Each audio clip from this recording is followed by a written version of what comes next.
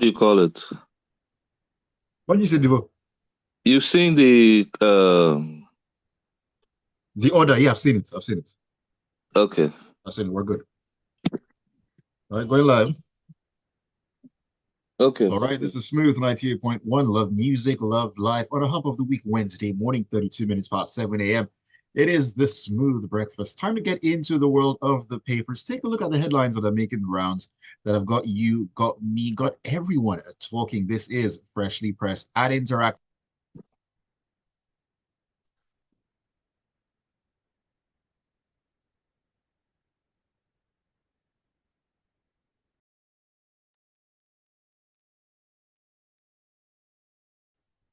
I can't see you.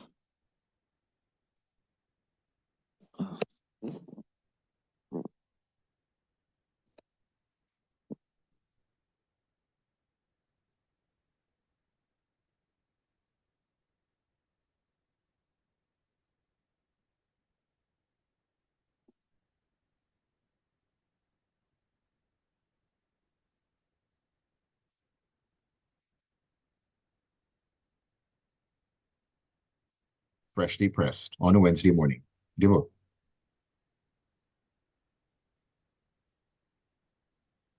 Can you hear me, Devo? I can hear you. Can you hear me now? Fantastic. I can hear you now. Good morning. Morning. Good morning, world. Good morning, Lagos. Um, cool. CNG.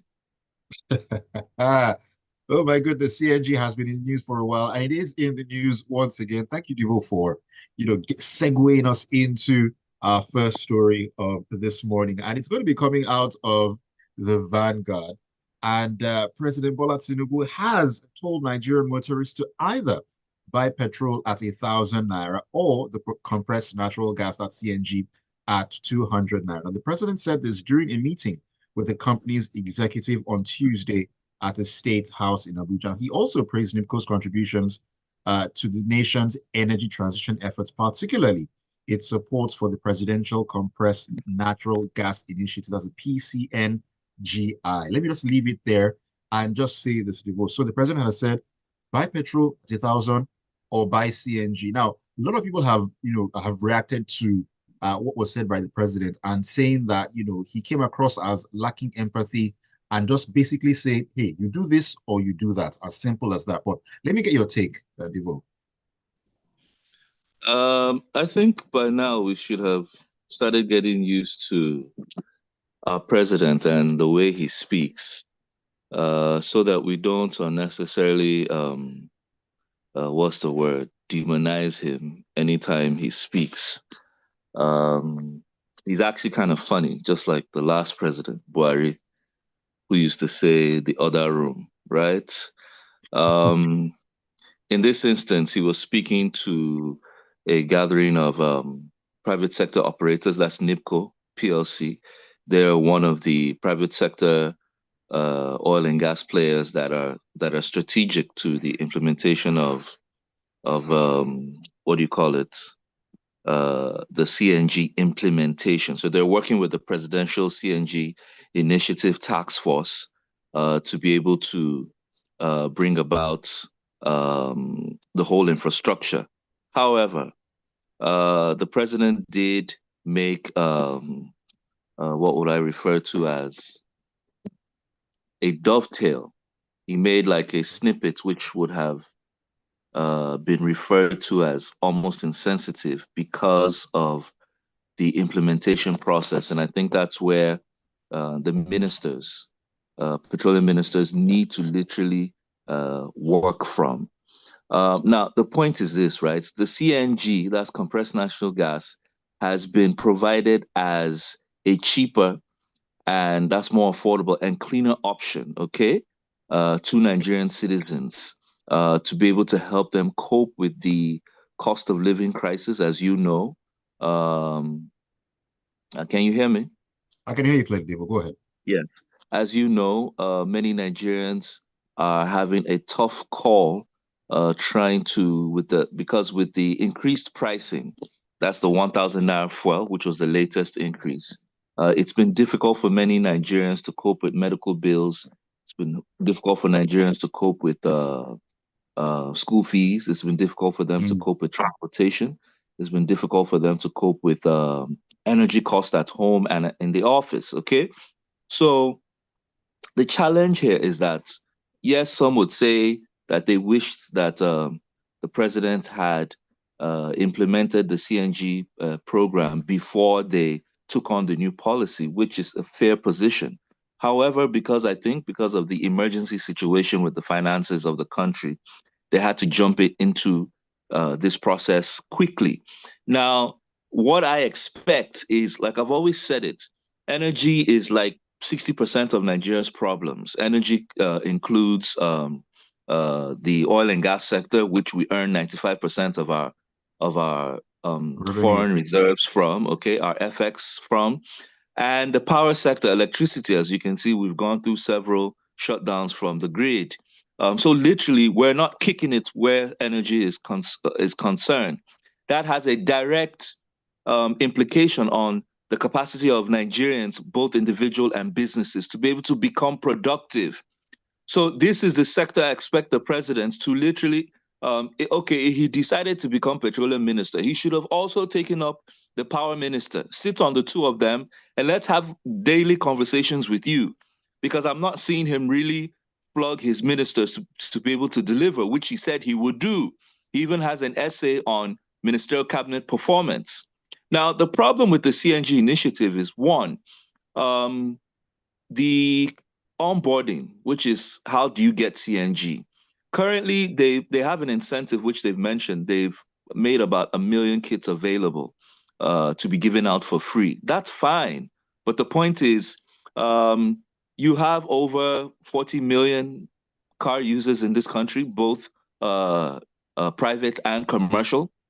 So one Right. 1 million free kits is not going to kick it. Okay. I need you to accelerate that. And by so doing, I'm referring to, most times people always ask, how are we going to cope with this new petroleum price? Because might I warn you, 1,000 is not the last position. We're heading towards 1,2 almost by November. So you need to have at least spend the increased income that you're getting, the savings that you're getting. Remember, because the intention is not to spend 7 trillion naira again on On subsidy. subsidies. Use part of that money to provide free kits for people, because we don't have time. At 1 million naira, even middle class people like you and me cannot afford it. Even if they say, oh, let them get bank loans, pay across 6 months, 1 year, it's going to be a long track. You need to get, first of all, do a quick acceleration on commercial buses, both the downfalls and the BRTs nationwide within every state. Ensure that every downfall, that's every member of Nigerian Union of Road Transport Workers, and then the interstate buses, make sure they all Mm. have their cars converted to CNG. That begins to help the public directly receive some buffer. Okay. This is how you make it happen. Okay. This is how you make the policy. Like I've always said, the problem is not the removal of subsidy and the harmonization of FX. The problem is they didn't follow through with some of these buffers, or as some people refer to them as palliatives, that would have cushioned the effect of this harsh high price of living on Nigerians. Mm. So, Mr. President, please roll up your sleeves. We request you sit in the country for about 3 months and get the job done. Remember, you told us not to pity you, that you knew what you were asking for. So do your job, Mr. President. That's all we're asking. Do your job and reduce the pain and burden of living on Nigerians. That is all Nigerians ask for at this point in time. I mean, looking at the way things are right now, as you said, a lot of families, individuals having to deal with these issues: power, energy, feeding, transportation. It is not easy. So these are what Nigerians are asking for. All right, let's kick things along the road and head into the Punch newspaper. And let's talk about one of the supposed opposition parties here, the PDP, who have been in a crisis. Now, with barely 24 hours, the planned National Executive Committee meeting on Thursday, governors elected on the platform of the People's Democratic Party and other party bigwigs are further divided over the fate of the party's acting national chairman, that's Umar Damagum, who many predicted could be asked to step down.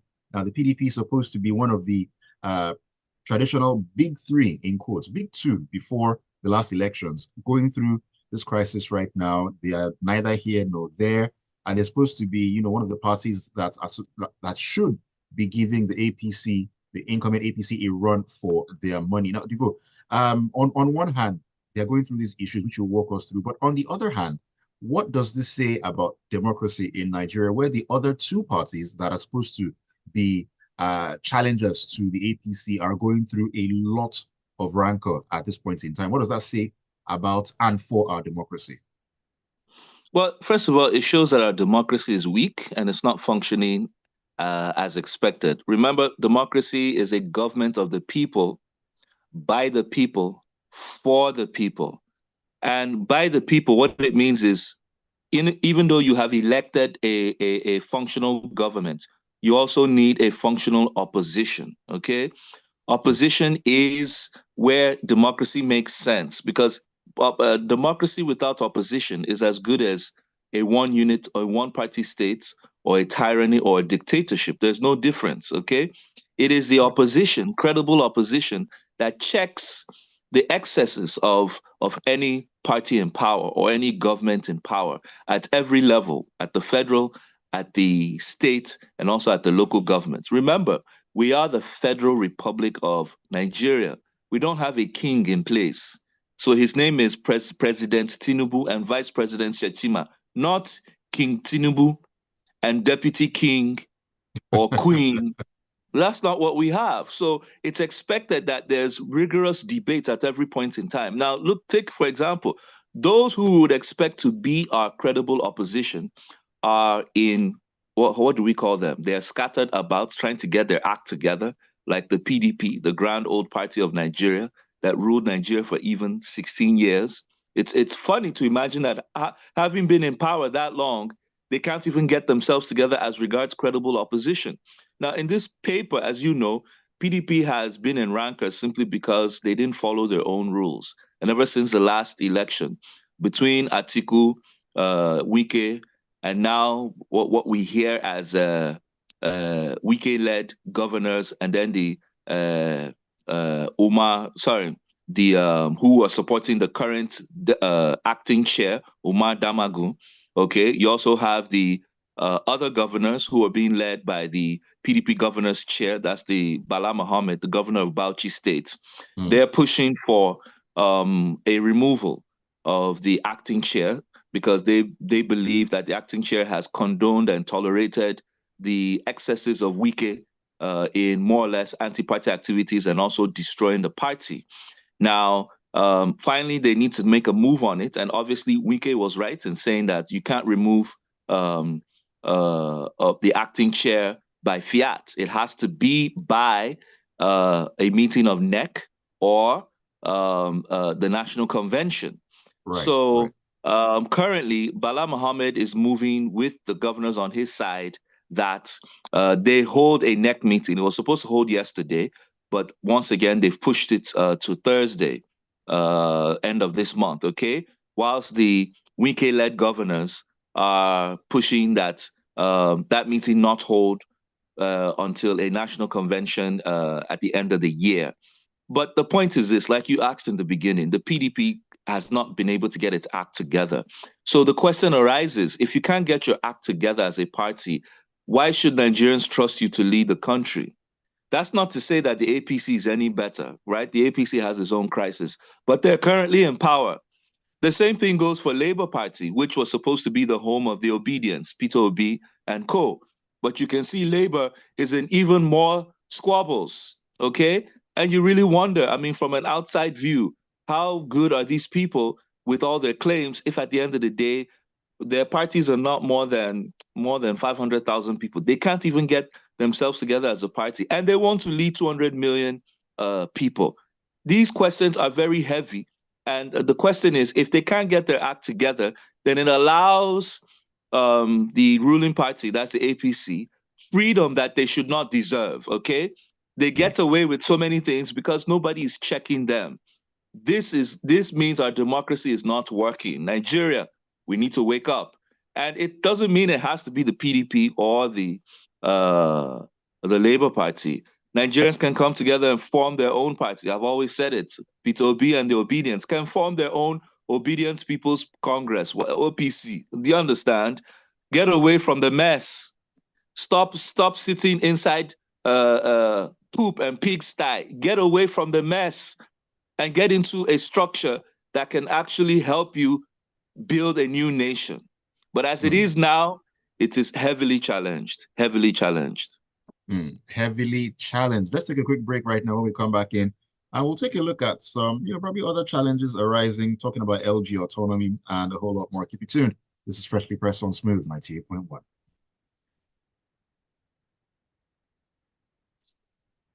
Plenty is happening. Plenty.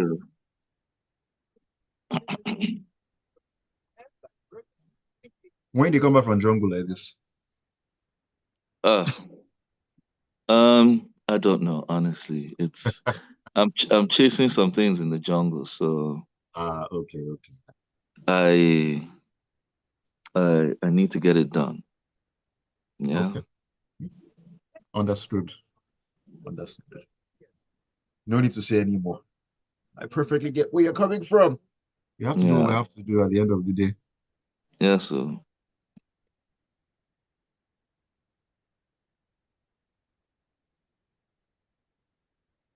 If you're just tuning in, this is Freshly Pressed on your love music, love life station, Smooth 98.1. It's the Smooth Breakfast on a Wednesday morning. My name is Ayokunmi, and of course, analyzing the stories with me this morning is Devoe. Welcome back in, Devoe. Great to have you on as always. And if you want to join us on the conversation, you can do that by sharing your thoughts with us on WhatsApp on 0809-444-0981. We're streaming on YouTube at Smooth 981 FM Lagos. You can also leave a comment there, and I'll do my very best to take it as we get along. Speaking of your thoughts, let me just take one or two as we get along. This is Bimbo. Bimbo says, Devoe always saying it as it is. The president should help us to reduce the pain. Bimbo, I see what you did there. Who else is talking to us here? This is Max. Max says, Tinubu's remarks on the CNG reminds me of, if you can't buy cake, eat bread statement. The fine print of a person who doesn't know the first thing about leadership. It's the same way the announced subsidy is gone without any plan, no empathy, no tact, no diplomacy. That's how bad we have it. And he says, Devoe, FX harmonization is actually one of our main issues. Okay, well, it's probably a case of how you see it or how you don't see it. But thank you No, for we'll speak on that maybe with some of the World Bank story. Yeah. Michael says, why can't they use the minimum wage of 70,000 naira as the benchmark for this conversion? You have to ask, if the CNG is actually for the lower class, how will they save for the kit? Always No, the the question CNG is not for the lower class. The CNG is for everybody, both business and individual. All right, let's get back into the stories. Getting into the punch this morning, the federal government has said it will examine state laws on the conduct of local government polls, as well as scrutinize why some state governments have delayed the conduct of their local government elections. Now, the Attorney General of the Federation, Mr. Lateef Fagbemi, who disclosed this in Ekiti on Tuesday, said there was no going back on the federal government's plan to implement the Supreme Court ruling on LG autonomy. And it's interesting what's going on concerning LG autonomy. Devoe, the Supreme Court has spoken, but some states are probably not on board with that ruling, looking at how it is going to play out. Now, just last week, Anambra State Governor Chukwuma Soludo, after signing the Anambra State Local Government Administration Law, he warned that granting full autonomy to the country's 774 local governments could lead to, quote unquote, humongous chaos, arguing that such a move would not result in sustainable development. That's another governor speaking there.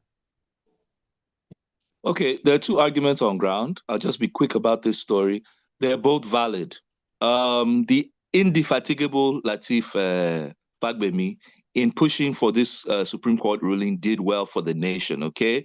Did well in establishing the Federal Republic, which means that the states will have to remove their fingers from the cooking pot of the local governments in terms of their allocation. It will be coming direct from the federal government to the local government purses. Now, the idea was that states that did not have legislated or electable local governments, because many states are running LCDAs, must Mm. run elections. A few states have not done that. And what that means is that, as Lateef Fagbemi has said, is that their allocation it should have come by now, but let's say in November, come November, they will seize it. So don't scream when your local government doesn't have money. You should have forced your state governors to carry out elections. That's what they're actually saying. The states involved are Ondo, Osun, Katsina, Cross River, Nasarawa, Abia, Ogun, and Zamfara. Okay? Now, the debate by the former CBN governor, now governor of Anambra State, that there's going to be chaos, they're being clever by half. What they're trying to say is that local governments do not have the competence to be able to handle their own affairs. That's a false position, okay? But the truth is, it calls for responsibility. So this is us, because we remember local governments have been dead for a long time. They've not been functioning. So all of a sudden, they start getting credits and checks of about over 200 billion naira. Of course, a lot of them, the first thing they're going to think of is, can I marry 2 or 3 more wives? Can I fly my children to Dubai? It's my turn to chop. Awalokon. That's not the implication of now giving you the money directly. The money's for the And people. I'm not going to hold the local governments. I'm going to hold the Nigerian citizens. Many of us have lost traction of where our local government offices are. It's only natural. You need to now prepare yourselves, wake up to start holding your local governments accountable for this new inflow. And this is what Soludo is speaking to. And that's why, at the end of the day, don't cry once they start this allocation and you're not seeing any difference in your local governments. Remember, you need to also understand, under the Constitution, the concurrent list, the items that the local governments are in charge of, like local government roads, like drainages, like market stalls and places. You need to know what they're responsible for, so that you can hold them accountable. Enough said. That's right. Adegboye Gadidiji says the statement of the president lacks capacity as a leader and empathy towards the people. It's a shame. Don't we as citizens have a choice anymore? Must the president force CNG on the citizens? I think it all boils down to bad choice and our docility as a people tolerating this kind of leadership. Tony from Ikeja says, but Devoe, the state is heavily sponsoring the division in the opposition parties. Really? When one considers how Wanapapa was furnished in 2023 to disrupt the Labour Party and how Damagu is taking instructions from Wike to disrupt the PDP, it proves that this government is pushing for a one-party state, and the reason is obvious. Were you a fly on the wall, Tony? I don't know. I wasn't there. Were you there? I cannot say precisely. But anyways, Devoe, let's get back into this because we need to take this particular one, and it's coming out of The Guardian. Now, the Minister of Power, Adebayo Adelabu, has announced the formation of a forensic investigative committee aimed at addressing the ongoing issues of grid collapses in Nigeria. That's where I'll stop on this one. And all I will say is that, Devoe, this year we've had about 6 or 7 grid collapses this year alone. We had grid collapses last year. Why is the minister just announcing the formation of a forensic investigative committee now to deal with this or to look at this? Yeah, the worst part is, at the rate we're going, we have a grid collapse every 2 weeks. That's not to talk of the fact that we had 3 in 1 week last week, okay? And unfortunately, the issues about the state of power infrastructure in this country are not new. They're known by everyone. So when the power minister wakes up to say he's doing investigative career, what he's doing is a Nollywood movie, okay, called I don't have a job.com. I don't want to be serious.com. You know, one of the issues why people do not trust government is because of government's way of not coming out with the truth. You need to come out with...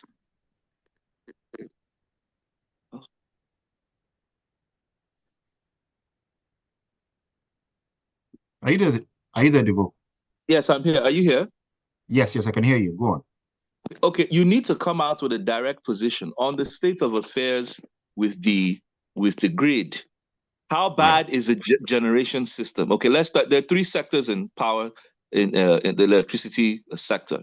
Where are the Gencos? Yes, even though they claim that they have 13,000 installed capacity, they can only actually push out 7,000 megawatts.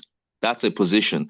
The transmission network of Nigeria, with its dilapidated power lines, substations, hydro and thermal power stations that are not functioning at optimal capacity and are also not enough, and that cannot produce more than 4,000 megawatts. You need to come out with that position. The discos, even though if you give them 13,000 megawatts, they can't even receive it. So at the moment, they're rejecting power, okay? Because they can't even receive it. So this whole, first of all, if we put it down to one figure, Nigeria is at 4,000 megawatts, which is the same as Ghana, with a population of 30 million people, whilst Nigeria, with a population of 200 million people, is doing 4,000 megawatts. Can that work? Indonesia has 250 million people and is doing 80,000. Okay, we'll call them Asians, right? South Africa, with a population of about 60 million people, is doing 40,000 megawatts. We clearly need to ramp up power capacity, and that is where the state of emergency needs to be declared. And the point is, it costs a lot of money. The bill involved here is upwards of $100 billion, which is equal to about 2 trillion USD. So you wonder, where's Nigeria going to get that money from? But the point is, there are different formulas to raising money. You don't always have to borrow. But what about the monies that have already been spent in this sector, Devoe, over the years? I agree there have been leakages, there's been corruption involved. But the real issue here is that you need to ramp up your capacity, okay? Yes, EFCC needs to deal with all the leakages and the corruption that has happened. But the point is, we need to ramp up at least double capacity. We should be discussing 10,000 megawatts by now. Now, what I expect government to do is to find public-private partnerships that could bring us capacity, even though at a high cost, but it's better we have the capacity, right? Remember, the aim is that everybody will be on band A and receive 20 hours of light, not just a few people, right? Now, I also want partnerships. Use some of what you have, sell some of your assets to make up for the money so that you can provide this power. Why? Because if you start providing reliable power for Nigerians, you will ramp up your GDP. We won't be talking 3-4%. We'll be at 7 to 10% levels of production capacity. This is where the problem lies. So like I said, don't mind the power minister. He's doing a Nollywood movie called I Don't Have a Job, I'm Not Serious.com. All right, let's take messages as we round up the conversation this morning. Shegun from Lagos says, recall that a lot of commercial buses, colloquially called LT buses, spent a lot of money to convert their engine combustion to petrol from diesel when diesel prices went up. Today, with the current prices of petrol, the owners of the buses, are regretting doing so. CNG prices will also skyrocket as demand for it goes higher. Ajayi Oloniluwa says, for President Tinubu to ask Nigerians to choose between buying petrol at 1,000 naira or change to CNGs like that disgraced French dictator that offered stones to the suffering masses that asked him for bread is pure wickedness and abdication of his responsibility to make life better for the people. Dopsy says, you can only ask a person who feels he has a job to do his job. Okay, this is in reaction to when you said the president needs to do his job. So that's Dopsy talking there. Tony from Marine Beach says, if only the CNG plan was rolled out before the subsidy is gone operation, we would have been better off today. Exactly what you said, Devoe. However, I want Nigerians to be aware that the CNG initiative is the next line of investment for the cartels. It's only a matter of time before the conspiracies start rolling out after the majority of Nigerians have been lured into it. Let me take one or two as we really need to round up the conversation. Yemi from Marina says, it pains me to hear what Soludo is indirectly saying. What he's saying is that people they have illegally forced on local governments cannot be trusted to manage the resources entrusted to them. God bless Nigeria. Ibrahim Zachary says, how can we trust this administration to use the funds accrued from subsidy removal effectively? Don't forget, already the government is owing IMF and the World Bank heavily. How can we hold this government accountable? A government who is contemplating borrowing from pension funds. I can't comprehend all these shenanigans. And on that note, we need to call it a morning. Thank you so much for all the messages. Really appreciate you taking out the time to join us this morning. Devoe, always a pleasure having you. All right. Take it easy and, of course, be safe out there. It's a Wednesday morning and just keep it tuned to Smooth 98.1. 8:15 we'll get into the locker room. It's all about sports, Champions League football last night. So much more. Smooth 98.1.